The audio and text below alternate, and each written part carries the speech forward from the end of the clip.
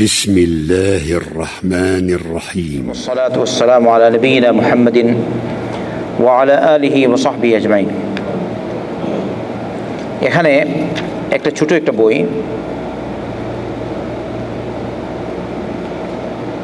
আল্লাহ রাসূল সাল্লাল্লাহু আলাইহি ওয়াসাল্লামের 100টি উপদেশ, যে মিআহ ওয়াসিয়্যাহ নবওয়িয়্যাহ, আল্লাহ নবীর উপদেশ সাল্লাল্লাহু আলাইহি ওয়াসাল্লাম। তো প্রথম যে উপদেশ, 1 নম্বর হাদিস বলছেন আত-তাহযীরু মিনাশ শিরকি, শিরক থেকে সাবধান। শিরক থেকে সতর্কীকরণ, শিরকের ব্যাপারে সতর্কীকরণ। হাদিসটা বলছেন আন জাবির ইবনে আব্দুল্লাহ রাদিয়াল্লাহু আনহুমা قال قال رسول الله صلى الله عليه وسلم من لقي الله لا يشرك به شيئا دخل الجنة ومن لقيه يشرك به شيئا أو يشرك به دخل النار। জাবির বিন আব্দুল্লাহ রাদিয়াল্লাহু আনহুমা বর্ণনা করেন, আল্লাহ রাসূল সাল্লাল্লাহু আলাইহি ওয়াসাল্লাম বলেছেন, যে ব্যক্তি আল্লাহর সাথে সাক্ষাৎ করবে শিরক থেকে মুক্ত থাকা অবস্থায়, এমন অবস্থায় যে সে আল্লাহর সাথে বিন্দুমাত্র কোনো কিছুকে শরীক করে না, আর এই অবস্থায় যদি সে আল্লাহর সাথে সাক্ষাৎ করে দাখালাল জান্নাহ, তাহলে সে জান্নাতে প্রবেশ করবে। আপনারা কথা বুঝতে পেরেছেন? শিরক থেকে মুক্ত অবস্থায় যদি কেউ মারা যায়, তো আল্লাহর সাথে সাক্ষাৎ মানে কি? মারা যায়, বিন্দুমাত্র শরীক করে না, তাহলে সে জান্নাতে যাবে। কারণ আমাদের মৌত যখন হয়ে যায় আল্লাহর সাক্ষাৎ। অন্যদিকে যদি হয় কিয়ামতের দিনের সাক্ষাৎ, তাহলে তো, কারণ কিয়ামতের দিনের সাক্ষাৎ তো ওইটা সাক্ষাৎ সরাসরি, আর এর আগে তো আপনার সাক্ষাৎ শুরু হয়ে যায়। কারণ আখিরাতের প্রথম মঞ্জিল হচ্ছে কবর, আর মৌতকে ছোট কিয়ামত বলা হয়। সুবহানাল্লাহ ওয়া বিহামদিহি, তখন থেকে আপনার কিয়ামত শুরু।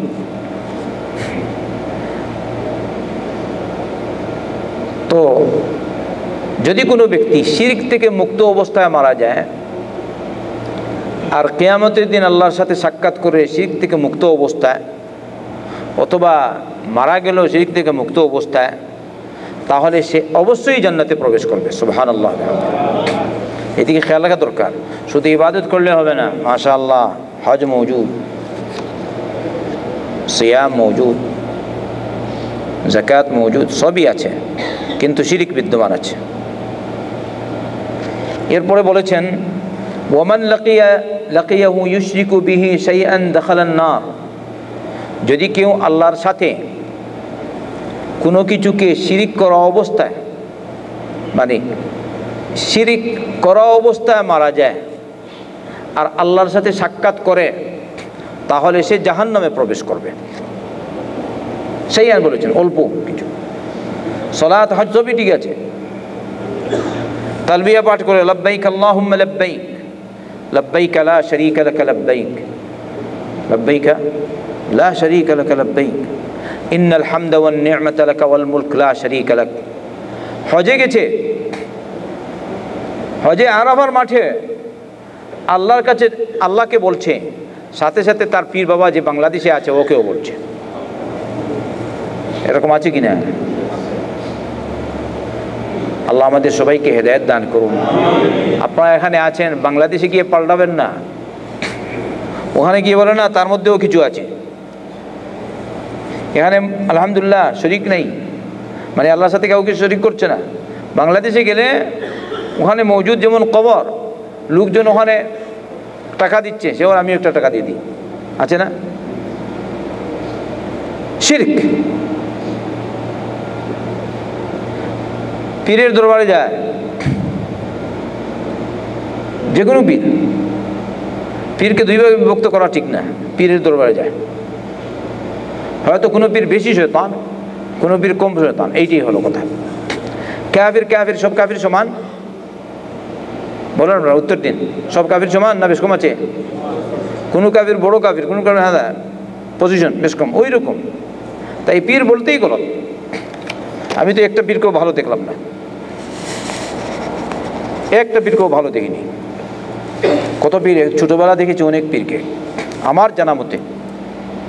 যদি দুই একজন থাকেন আগে, হয়তো তারা মানে পীরাকি করেছে, হয়তো কিছু থাকতে পারে, আগে দেখতাম। কিন্তু এখন আর কি, যত দিন যাচ্ছে ততই। কোন এক পীর বলেছিলেন,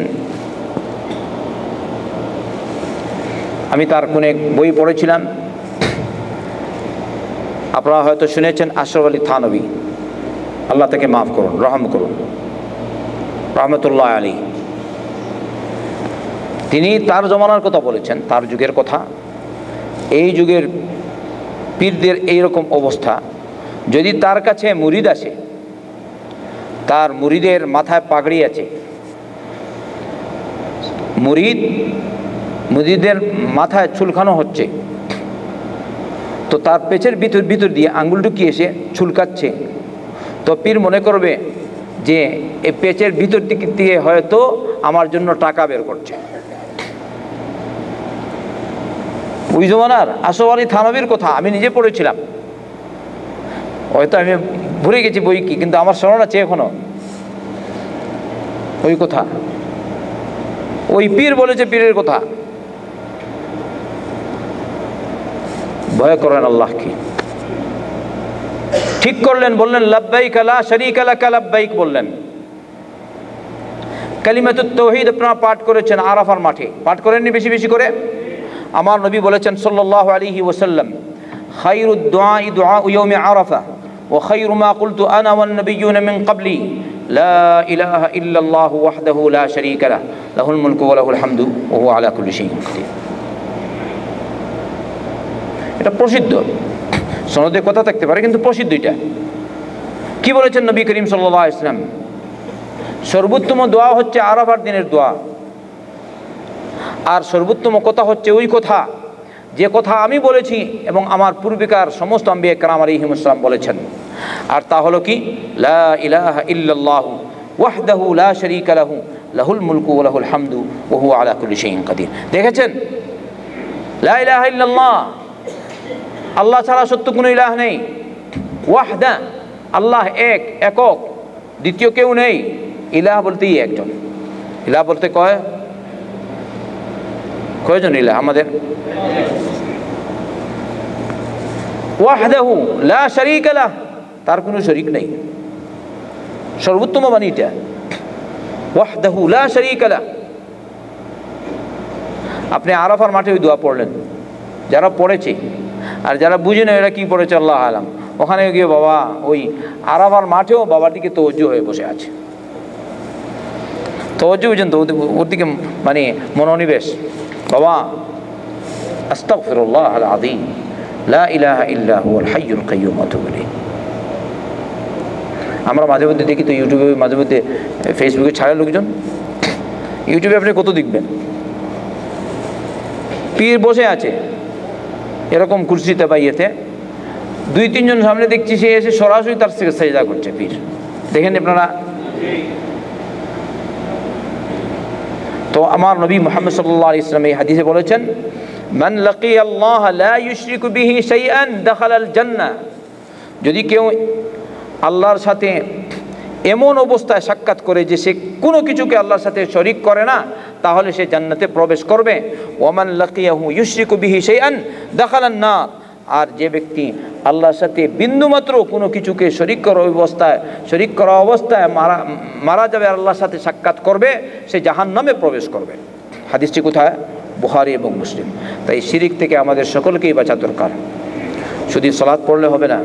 সালাতে আমরা বলি ইয়াকা না'বুদ ওয়া ইয়াকা নাস্তাঈন, আপনারা পড়েন না? আলহামদুলিল্লাহি রাব্বিল আলামিন আর রহমানির রহিম মালিকি ইয়াউমিদ্দিন ইয়াকা না'বুদু ওয়া ইয়াকা নাস্তাঈন اهدنا الصراط المستقيم صراط الذين أنعمت عليهم غير المغضوب عليهم ولا الضالين গায়রিল মাগদুবি আলাইহিম ওয়ালাদ-দাল্লিন।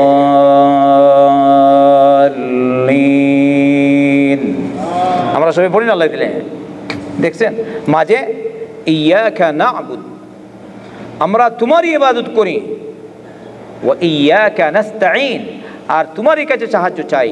তাহলে ইবাদতের মালিক আর যার কাছে সাহায্য চাইব সেও কে? বাবার কাছে, দাদার কাছে।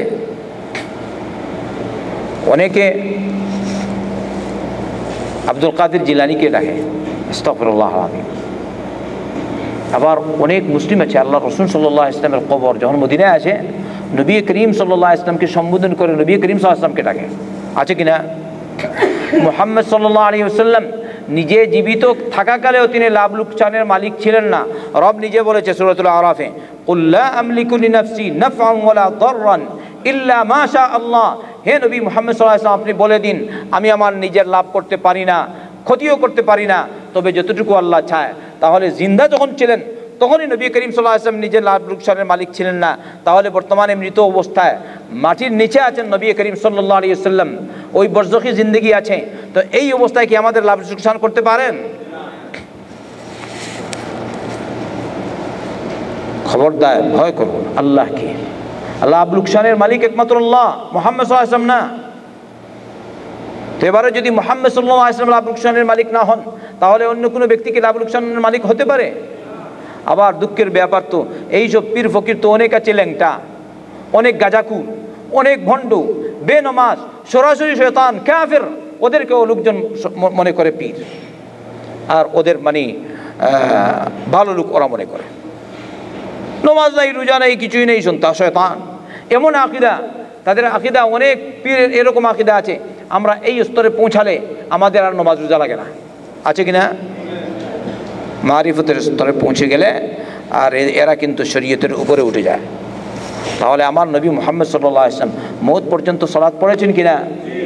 রব তাকে বলেছেন ওয়াবুদ রাব্বাকা হাত্তা ইয়াতিয়াকাল ইয়াকিন। হে মুহাম্মদ সাল্লাল্লাহু আলাইহি ওয়াসাল্লাম, যতক্ষণ পর্যন্ত মওত না আসবে তুমি তোমার রবের ইবাদত করতেই থাকবে। তাই আমার নবী মুহাম্মদ সাল্লাল্লাহু আলাইহি ওয়াসাল্লাম মৃত্যুরগ্ন পর্যন্ত আল্লাহর ইবাদত করেছেন, সালাত পড়েছেন এবং তার উম্মতকে সালাতের নির্দেশ দিয়ে গেছেন। মারা যাওয়ার পূর্ব মুহূর্তে নবী করিম সাল্লাল্লাহু আলাইহি ওয়াসাল্লাম বলেছেন, আস-সালাত আস-সালাত ওয়া মা মালাকাত আইমানুকুম। হে আমার উম্মতরা, তোমরা সালাতের হেফাজত করবে, সালাতের সংরক্ষণ করবে, সালাতের ক্ষেত্রে তোমরা সতর্ক থাকবে। ওমা মালাকাত আইমানুকুম, আর তোমরা তোমাদের কৃতদাসীর হক আদায় করবে। এতে কিন্তু বিন্দুমাত্র ত্রুটি করবে না। দুটি ওসিয়ত বিশেষ করে ওসিয়ত করে গেছেন, একটা সালাতের ক্ষেত্রে আর আরেকটা হচ্ছে কৃতদাসীর ক্ষেত্রে। তো মুহাম্মদ সাল্লাল্লাহু আলাইহি ওয়াসাল্লাম মৃত্যুলগ্ন পর্যন্ত সালাত পড়লেন। আর ওইসব বন্ডরা বলে হালাস, আমি মারিফতের স্তর পর্যন্ত পৌঁছে গেছি, আমার আর সালাত নেই। বলছে শরীয়ত আর মানতে হবে না। যারা বুঝেন তো এরকম আকিদা আছে কিনা বাংলাদেশে? না নাই, আপনি যান গিয়ে দেখেন। কত বলবো, ইয়া আল্লাহ, আল্লাহ আমাদের হেফাজত করুন। তো আজকের এই উপদেশ এটা আমার নয়, আমার নবী মুহাম্মদ সাল্লাল্লাহু আলাইহি ওয়াসাল্লামের উপদেশ। বলেছেন আল্লাহ রাসূল সাল্লাল্লাহু আলাইহি ওয়াসাল্লাম যে যদি কোনো ব্যক্তি শিরিক থেকে মুক্ত থাকা অবস্থায় আল্লাহর সাথে সাক্ষাৎ করে তাহলে সে অবশ্যই জান্নাতে প্রবেশ করবে। আর যদি কেউ শিরিক করা অবস্থায় মারা যায়, বিন্দুমাত্র শিরিক, তাহলে সে কোথায় যাবে? জাহান্নামে যাবে। তো আল্লাহর কাছে দোয়া করি, আল্লাহ তুমি আমাদের সকলকে শিরিক থেকে মুক্ত থাকার তৌফিক দান করো। তোমার নবী মুহাম্মদ সাল্লাল্লাহু আলাইহি ওয়াসাল্লামের তরিকায় চলার তৌফিক দাও। আল্লাহ দুনিয়া আখিরাতের কল্যাণ দাও। আমাদের অসুস্থদেরকে শিফা দাও। আয় আল্লাহ, আমাদের যারা ঋণগ্রস্ত রয়েছে তাদের ঋণ পরিশোধ করার তৌফিক দাও। আল্লাহ আমাদের কামাইয়ের মধ্যে বরকত দাও। বেশি বেশি করে তুমি আমাদেরকে হালাল কামাই করার তৌফিক দাও। আল্লাহ আমাদেরকে মাফ করো, আমাদের মা বাবাদের মাফ করো, দুনিয়ার সমস্ত মুসলমানদেরকে মাফ করো। আয় আল্লাহ মজলুম মুসলমানদেরকে হেফাজত করো, মজলুমদেরকে উদ্ধার করো। সিরিয়ার মুসলমানদের কোরআন সুন্নাহর অনুসারী আহলুস সুন্নাহ ওয়াল জামাআতের মুসলমানদেরকে তুমি সাহায্য করো। আয় আল্লাহ জালিমদেরকে পাকড়াও করো। এইসব শিয়া রাফিজিদেরকে আল্লাহ তুমি পাকড়াও করো। আয় আল্লাহ শিয়ার শয়ুঈ তারা উভয় মিলে গেছে, নাস্তিক আর শিয়া উভয় মিলে গেছে সিরিয়ার মাটিতে। ইয়া আল্লাহ আহলুস সুন্নাহ ওয়াল জামাআহ মুসলমানদের হেফাজত করো। সারা দুনিয়ার মুসলমান যারা কোরআন এবং সুন্নাহর অনুসারী এদেরকে এক হওয়ার তৌফিক দাও। আয় আল্লাহ তোমার পথে চলার তৌফিক দাও। اللهم ربنا آتنا في الدنيا حسنة وفي الآخرة حسنة وقنا عذاب النار. اللهم صل وسلم وبارك على نبينا محمد وعلى آله وصحبه أجمعين.